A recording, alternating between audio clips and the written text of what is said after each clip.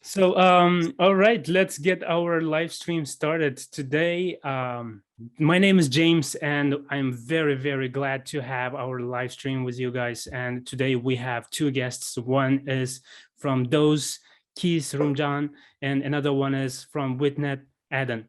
So welcome, guys. Nice to see you here. Thank you, James. Awesome. So before we get started, can you guys introduce a little bit about yourself and the whole project that you're involved in? If you want to go first, Keith. I'll go first. My name is Keith. I'm CEO of Olivex. We're doing a move to earn token called DOSE. We have a game that's out on iOS and Android called Dustline Runner. You can see the background here. It's a dystopian world where you're running around to deliver goods and you earn NFTs and tokens by running. Nice. Great. I am Adan, one of the co-founders of Witnet, the multi-chain decentralized oracle. And we are very blessed to be now working with OKC in expanding the capabilities of their smart contracts platform. Awesome. Thank you, guys. So before we move on to some of the questions that I have prepared in advance, I want to just ask you your honest idea or opinion about what's been happening in the crypto world in the past 2 days. What do you guys think? Is it good? Is it bad? It's good. I think it's good. Okay. I really like it. I mean, I've been through many bear markets already, and I really like how it feels to be working without too much pressure, and focusing on building, on bringing something that really it's a game changer on the long term without people being all day obsessed about the quick returns and so on. Of course, it's a bloodbath and everyone is suffering. But personally, I try not to keep track of any of that because that's not good for your mental health, and just focus on what really matters, on the fundamentals, and on building something that really it's solving some problems out there. Yeah, I agree too. Yeah, I think I've been through a couple of bear markets too, and I think it's good for people who are truly in it to build stuff. Because I remember seeing Sebastian of Sandbox building in 2017, 2018, and then by the time we recovered, because they were building, they were ready for the upswing. But for me, is because what's really unique is that we're also a public company and we have a token, and the similarities are really striking because in a public market, sometimes you can have a great product, great traction, but the price, because of a sentiment and external factors, you can't control it.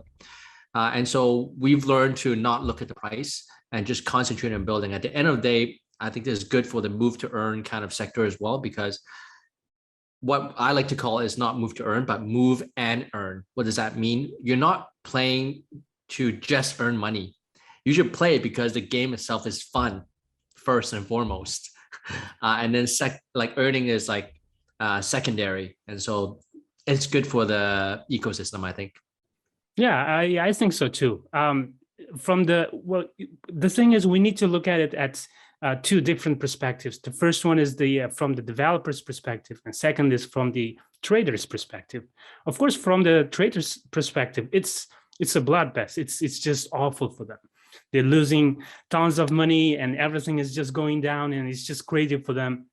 And Keith, as you mentioned, it's just too hard on the mental health of the people. However, if you look at it from the developer's side, then it's a really, really good time to build, because Adan, you mentioned that you are focused, there's less distraction, and there's this movement from the developer side that here the foundation is the most important part, not the quick return. So yeah, I think so too. But at the same time, I feel for the people who have lost lots of money in this bear market. And I hope that it's not going to last for long and will be in uptrend anytime soon. So going back to actually move to earn, or as you, Keith, said, move and earn as a passive income. So what are you guys doing regarding move to earn, and how are you guys trying to be, let's say, different from other move to earn projects? Yeah, so I want to talk about Dustline Runner, which is the game we just launched. Actually, in running, there's like, it's huge. Running is like the largest growing sector in fitness because gyms closure. But actually within that, there are a lot of different niches, right? So if you're like an elite runner, you go to Strava and you want to show everybody you dominate the tracks. And then in between, there's a bunch of people who use Nike and Adidas and, but our game is actually based on an existing game called Zombies Run, right? So it's an audio running game, and some people like the gaming audio aspect of it. And it's been around for like 6-7 years, and people play for like 5 years. So there's a group of people who like that.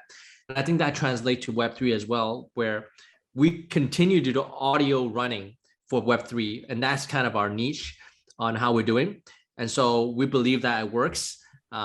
And so we're sticking with that. And right now, at this very moment, we just launched collaboration with ApeCoin. So you take Move to Earn and ApeCoin. And so you move to earn for ApeCoin. And we just launched that, and allow list is going on right now.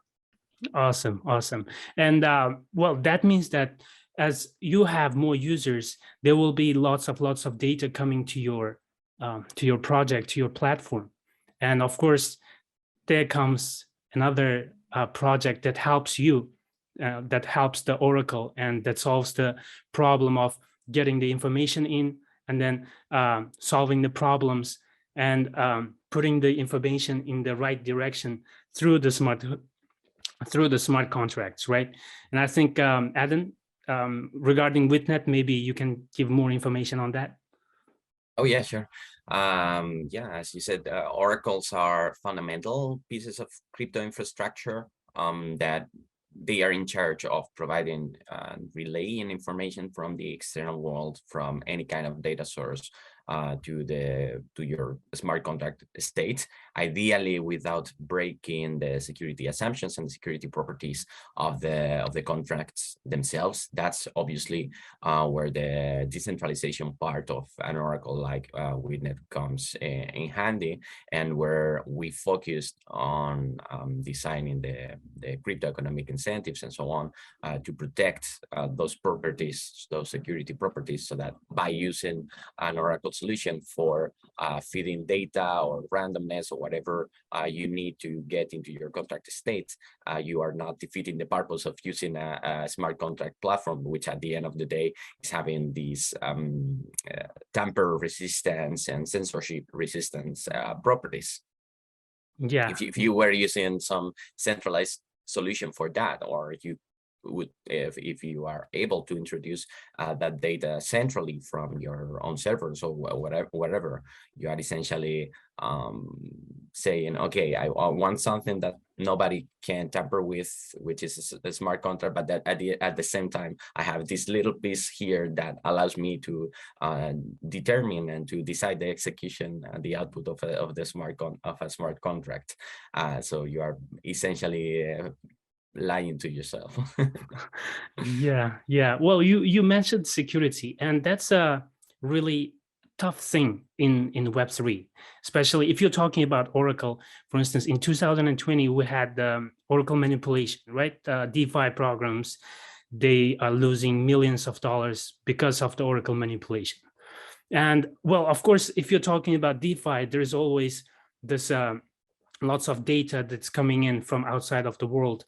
However, do you think there is a security issue that's related to move to earn projects such as those?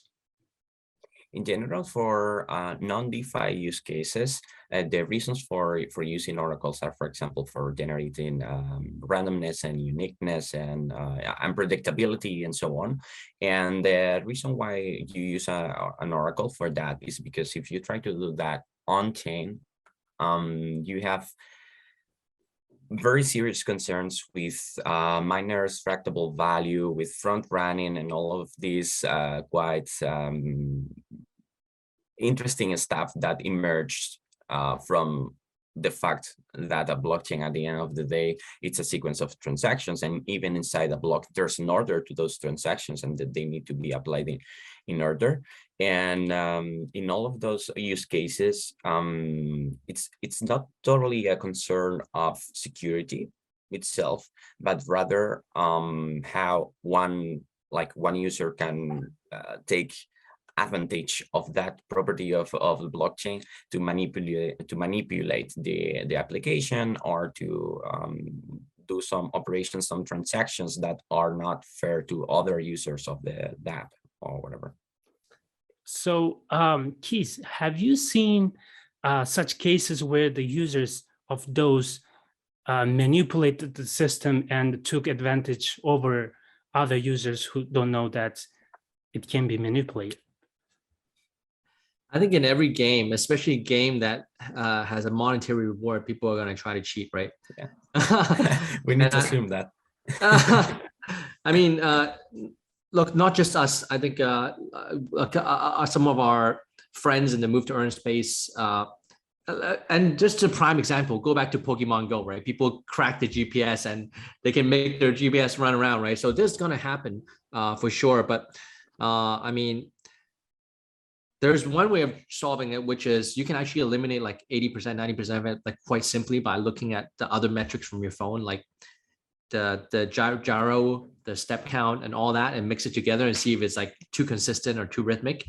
But I think there's no way you can eliminate all of it unless you use something, I don't know, like Adan is doing. So So Adan, put your thoughts on that. Like, what do you think, what can be done in order to eliminate the manipulation of the data so that people can have the fair system where they can earn passive income?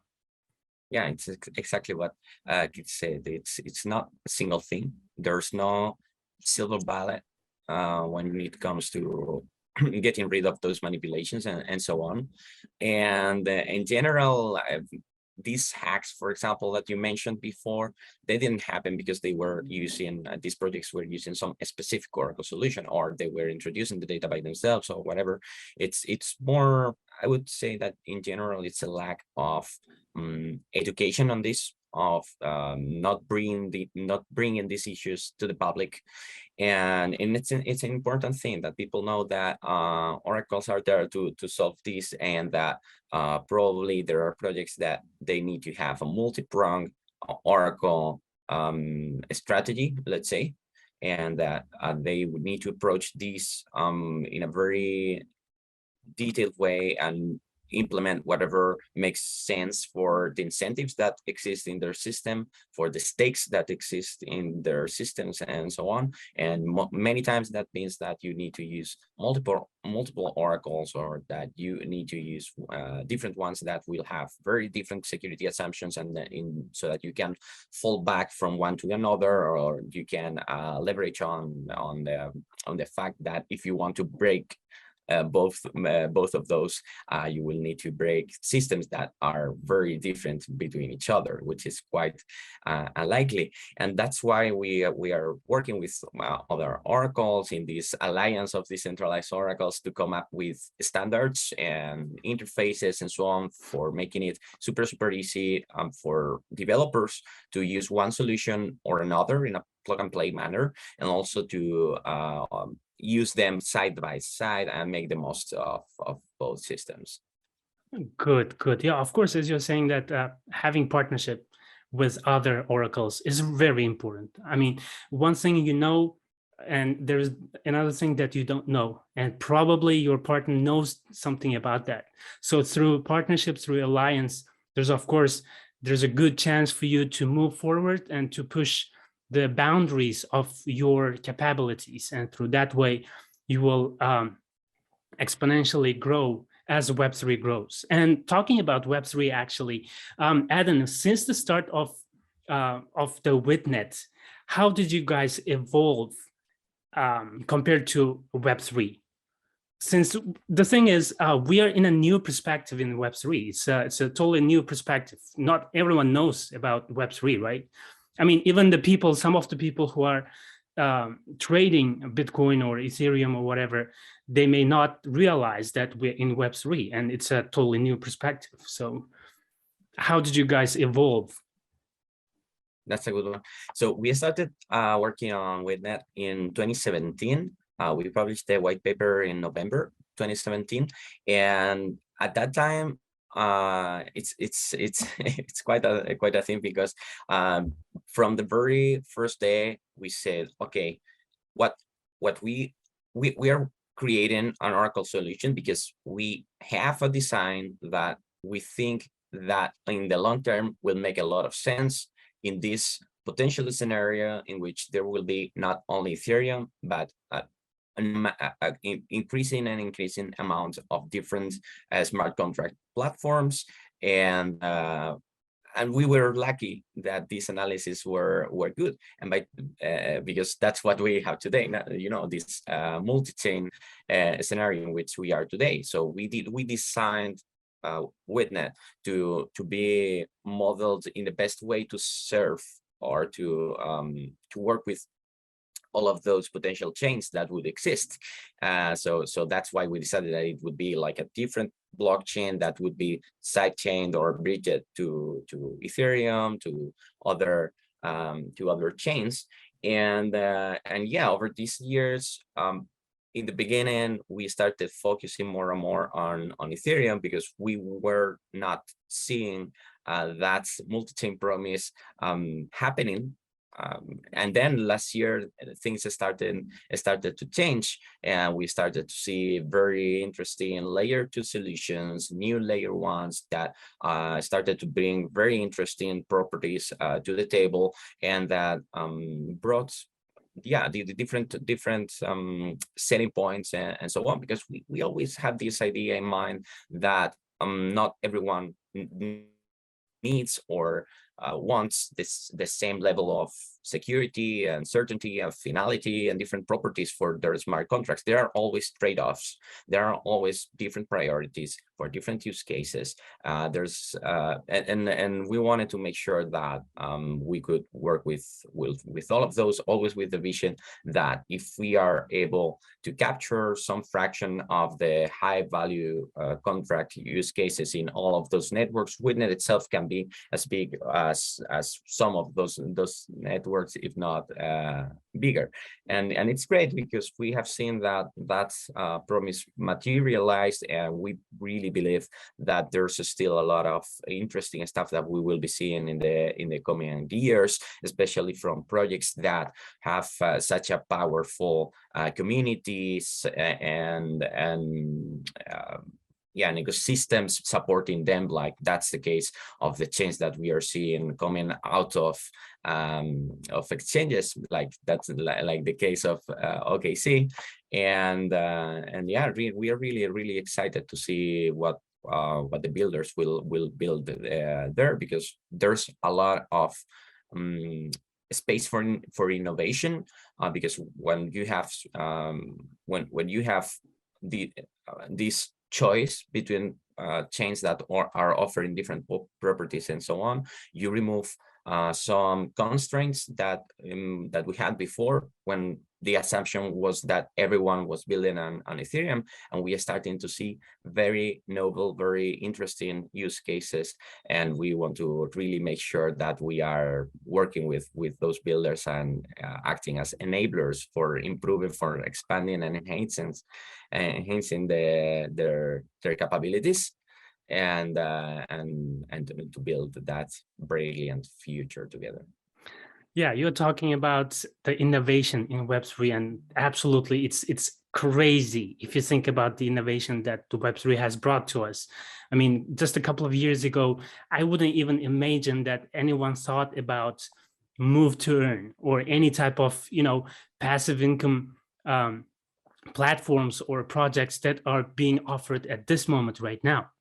So over the time evolves, over the time passes by, the people's idea of Web3 and the capabilities of Web3 is evolving as well. So Keith, now this is my question to you. How did you guys evolve from the start up until now? Yeah, so we started actually, we were inspired by Pokemon Go. Nice. Like 5 years ago, and we took Garfield and we did a Garfield kind of moving game. And then in 2018, we actually created a product that became a #2 hit on Product Hunt. It was called Squat for Crypto, but at the time, the timing was wrong because people were like, "What the heck is this?" But then fast forward to today, the timing is right because everybody knows what crypto is, right? And so it's all about timing. And I think people are interested in move to earn because if you why is everyone talking about move to earn, right? Because this actually helps bring the next billion people into crypto, right? People have been saying that for a long time, but why is it different from GameFi, right? Actually, GameFi is hard because if you look at the games, number one, like you have to buy NFT to like most of them to play the game. And secondly, it's actually hard to find a game that suits everybody, right? Like you might like a casual game, I might like a shooter game. And so there's no game that fits all.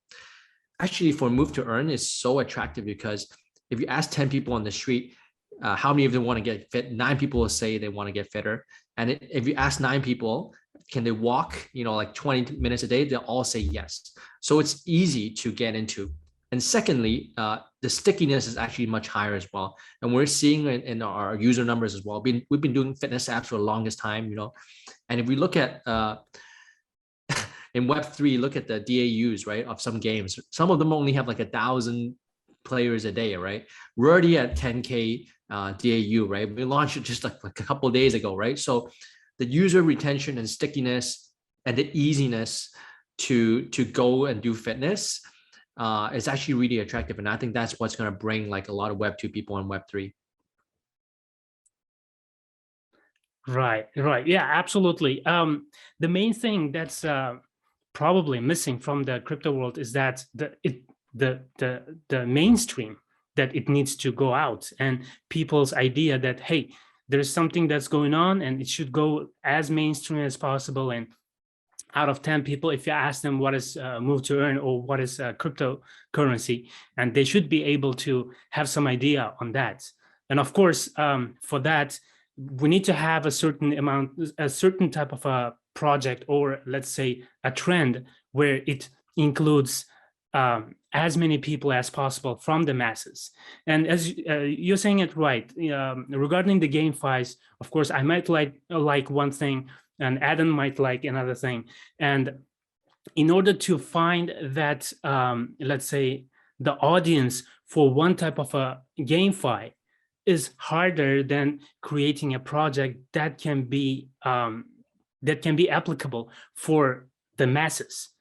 And through that way, I think what I'm trying to say is that going mainstream is the trend right now. It should go trend, and it should be like that, so we can have as many people included in Web3 as possible. And as we're talking about actually going mainstream and let's say the future of Web3, what is your idea on that, Keith? What do you think is going to be like, let's say, after a year? After a year? Well, look, I'm going to focus on gaming as a whole, right? Because that's kind of the sector we're in. So GameFi, and I think move to earn is like a subset of GameFi. I think, to be frank, a lot of the games right now aren't that fun. I'm sorry, I might offend some people, but I think you're going to see a lot more real, like traditional Web2 players that are going to port their really fun games into Web3. And that's why I go back to the original point, right? It's not move to earn. Like a lot of people, I think, are just like playing the move game to earn money, but I think it's move and earn. It has to be fun first and earn second, and the earning is so I'm repeating myself, the mantra here, right? But I think that's going to come as you get more mature players who actually know what they're doing and have experience operating come in, and so the market's going to mature. I hope so too. So as the market is maturing, of course, there will be lots of more data, and I think it will be a lot more harder for oracles to process the data and make it as secure as possible. So Adan, what do you think? What kind of challenges are waiting for you in the next few months or a year? Yeah, it's a bit hard to predict because I will use this example. NFTs have existed for as long as smart contracts have been a thing, or even more, 6-7 years. Before Ethereum existed, there were collectibles on Bitcoin and so on, using colored coins and very fancy stuff. And everybody thought that everything had been tried in that space. If you go 3 years ago, and that NFTs would never be a thing, and look what happened in 2021. You see, so we try to be very vigilant of everything that's happening around, because even the things that we have discarded, you never know if it was simply not the moment, if there was something lacking, whatever. So yeah, and of course, oracles. If we are talking oracles, we are always working at a very low level. It's not something that is user facing. It's not something that an end user will interact with, but it's what we try to do is to provide something that gives the builders the security and the foundation for building solutions, for building games, for building all kind of innovative stuff that is solid enough for the mainstream. And that's where, as you said, we face many challenges to scale up our security design, so that we can accommodate the use cases that we will see in the future, that will probably bring more and more value being handled by smart contracts, and obviously whatever security design or mechanism that you have in place needs to be tailored to that amount of value that you're trying to secure. Yeah, absolutely. What you're saying is correct. Well, I actually asked the community to prepare some questions and give us their questions in advance to see whether they would have some type of a questions that I don't really cover. So let me find some of the questions here for you guys, and I'll read it out, and probably you could guys give your thoughts on that. Well, let me find one. Okay, here's one question to Witnet. So there goes the question. As we know, Witnet is a next generation decentralized oracle that leverages state-of-the-art cryptoeconomic techniques. Could you explain to us what exactly cryptoeconomic techniques are all about? Compared to Chainlink, Bond, what do cryptoeconomic techniques bring to the oracle section? So essentially, making a long story short, unlike other blockchain oracles, the integrity of the data that Witnet provides to smart contracts is protected by this staking and slashing mechanism that act immediately on the nodes that are providing the data. Witnet itself is a crowd attestation mechanism. That's why it's able to source any kind of data from APIs, from any web source, to generate randomness and so on. It works because it's a very generic solution to the Oracle problem, in which you do this crowd attestation, which is essentially having a number of nodes from a network, which is the Witnet network, being selected secretly and randomly for every single query. So if for every query that you send to the Oracle, you have like a different secret committee of nodes that will commit to what's the response of the query, the results.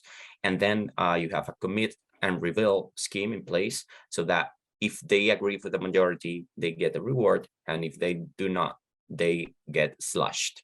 So these mechanisms are really more and more common every day in proof of stake protocols, for example. So it's not anything that we invented, but this is the first time we are applying this to an oracle, and it really works, and it's something that other Oracle designs are really lacking. It's something that they want to include in the future and so on. And then they started with something simpler, because they were working totally on chain, and their Oracle works totally on the smart contract platforms where you are operating. And with our design and this idea of abstracting away the Oracle from the consuming chain, we always thought that that would give us an advantage, because essentially we are also not messing with you know, if you have your smart contract on OKC, and then the Witnet Oracle worked like had all the Oracle logic, let's say, implemented inside OKC, you would be competing with each other for the block space, and we would be increasing the gas prices and so on. That doesn't make any sense. The idea is to offload that work from the chain, and to provide the proofs and just call it a day, right? So yeah, it's a in that aspect, yeah, it's a very different approach to how other oracles are doing it, and we think that in the long term this will be proven as this most solid solution. Well, yeah, essentially what you need to do is, of course, you need to think outside of the box, and you need to try to make it as easy as possible, not only for the chains only, but for yourself as well. So there will be no network congestion, or there will be no, let's say, data loss, or the oracles will try to provide as much security as possible. And I hope that you guys, what you're doing is going to work out, and in the long term, as you said, it will bring a lot more value than compared to other solutions. Let me go out and see other questions that's directly pointed at those two keys. Yeah, here's a question. How can you prevent players from cheating and bot scripting in your own ecosystem? Yeah, so that's an interesting question. So I think there's a combination of ways to think about it. And I think I was joking earlier, but it actually is a very serious matter, because if you allow cheating, you can like ruin the whole game for a lot of people, right? And so the way to think of it is that, first of all, a little background about us. Actually, on top of building mobile apps, we've been doing AI stuff for a long time. We actually developed a tool to use your front-facing camera and train the machine to recognize different human poses for exercise. And so in the same way, we have a lot of data from running from our games that we can use to actually like identify what is real and what is fake. And actually, a little bit of background about me as well is that I was part of the Nike Plus Accelerator. And back then, I don't even remember, but like Nike had a wrist, like a smart Fitbit thing, smart device. And from there, we actually like learned a lot. Like people wanted to like cross their kind of like milestone for a day, and they would put their wristband into the washing machine and like just keep flipping it, or they put it on a dog. But actually, like, it's not, like, the way to cheat is not that creative. Like you actually like they start recognizing patterns when people like put it in a washing machine or a dog, and actually like you can start eliminating them as you go. So basically, my simple answer is we can use AI, and we have the capability to identify what is human and what is not. And then secondly, I think it's all about data, right? So like I talked about a lot of the mechanisms on the phone, and I think as the phone gets more advanced, there's more ways to kind of detect data, but you can also I'm wearing a Whoop, I'm wearing like a lot of different devices. Can you compare all that and actually like link it to your heart rate? I don't think you can cheat your heart rate, right? So, and then the third thing is like something looking at like Witnet, right? Now, maybe something, if you put your data on chain and let your community to kind of like look at it or whatever, I'm sure somebody's going to like identify the cheater, right? Somebody out there is going to be super motivated to do this, right? Anyways, So conclusion, two ways to do it, right? One way is like have data and AI to kind of identify. And number two is like give the data to the community and they'll figure a way to kick out the cheaters. Well, one thing that struck me here is the usage of AI and directly pulling out the information from the user. And there is another thing that some people are concerned about is the privacy of that person. So how do you guys keep the privacy of the user and at the same time do not include the private information of that user in order to make your game, in order to make your ecosystem as fair as possible? Yeah, that's a good question. So look, there's multiple ways of doing it, right? So like instead of collecting your individual data, I think we can like just look at the data like en masse and like just kind of group everyone together and look at the data that way.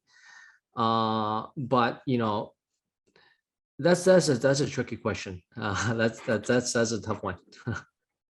Adan, what do you think regarding the privacy and AI and all the data being out there on the blockchain for people to look at? Because in one way or another, there is a way to find out who that person is. Of course, not 100% of the time, but there's always, if you can try hard enough, there might be a way for you to identify who that data belongs to. Yeah, that's a very interesting topic. There's a lot of research on that, actually. It's now being, let's say, revisited with because of the emergence of AI and so on, but it's something that was also a concern when there was a lot of focus on big data and so on.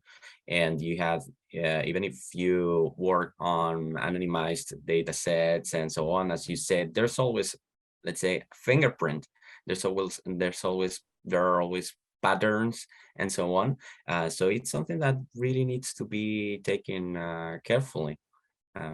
Yeah, I think so too. I mean, this is a topic that needs a whole another hour to discuss, and unfortunately, we don't have enough time. But today's conversation with you guys was awesome. It was really, really interesting, and I really enjoyed it. And I hope that our viewers enjoyed it as well. And yeah, thanks for coming on to our live stream, and thanks for sharing your ideas. Thank you for having us. Yeah, thank you. Thank you so much. Thank you, guys. You take care. All right, dear viewers, this is the end of our live stream. Until next time, peace.